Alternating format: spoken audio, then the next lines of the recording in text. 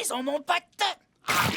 Vous allez vous comporter comme des brutes épaisses encore longtemps? Uniquement jusqu'à la fin de nos jours, ma belle.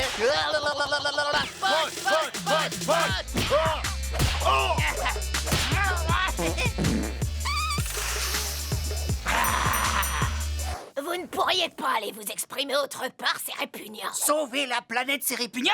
Ça m'étonnerait beaucoup. Mais de quel danger la planète doit-elle être sauvée? De la Potpocalypse!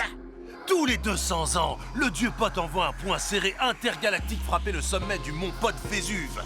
Et le pote ultime doit également brandir un point serré en retour.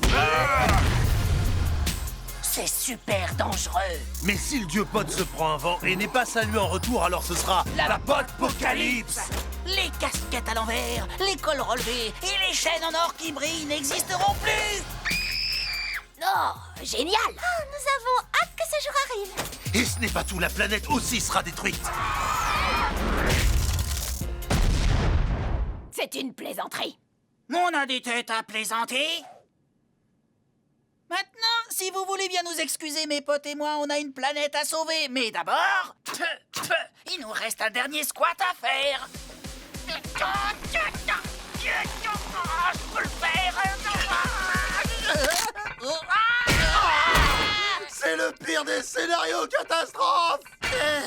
Debout, mes potes. On peut le faire.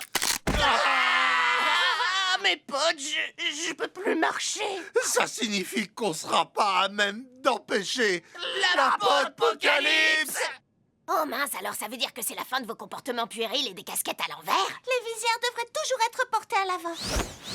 Dites adieu au sport extrême. Je préfère quand même les sports modérés. Et dites adieu à la nourriture qui dégouline quand vous mangez. Vous devriez avoir honte. C'est un monde dans lequel je refuse de vivre. Si on ne trouve pas un moyen de vite guérir de nos blessures, il n'y aura bientôt plus aucun monde du tout. Non, arrête un peu. Cette planète ne va pas disparaître parce que vous ne pouvez plus atteindre le sommet d'une montagne. Il y a une grande perturbation magnétique qui arrive tout droit sur cette montagne. Ce n'est pas n'importe quelle montagne, c'est... Le mont Pot Vésuve! Oh, c'est écrit Mont San Antonio. Pot Vésuve! Si l'énergie de cette perturbation magnétique n'est pas dispersée, la planète va être détruite. Je n'arrive pas à croire ce que je vais dire, mais ce serait vraiment la Potpocalypse. N'ayez crainte, mesdames. Les potes de l'ultime vont s'occuper de ça. Restez là, bande de crétins, on va s'en occuper. Mais vous êtes pas des potes, les potes. Ne suffit-il pas simplement de s'habiller comme un pote pour ressembler à un pote? Et de finir toutes ces phrases par mon pote. Il va vous falloir bien plus que ça pour devenir les potes de l'ultime.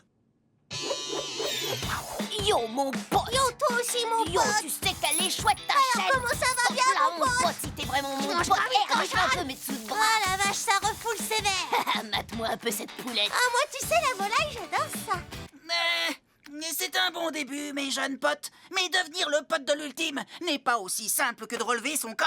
Être un pote, c'est quelque chose qui doit réellement venir d'ici. Voici notre journal intime de Pot. Il sera votre guide au cours de votre périple entre potes. Bonne chance, jeunes potes, et surtout n'oubliez pas... Un pote n'est pas un pote s'il n'a pas de pote.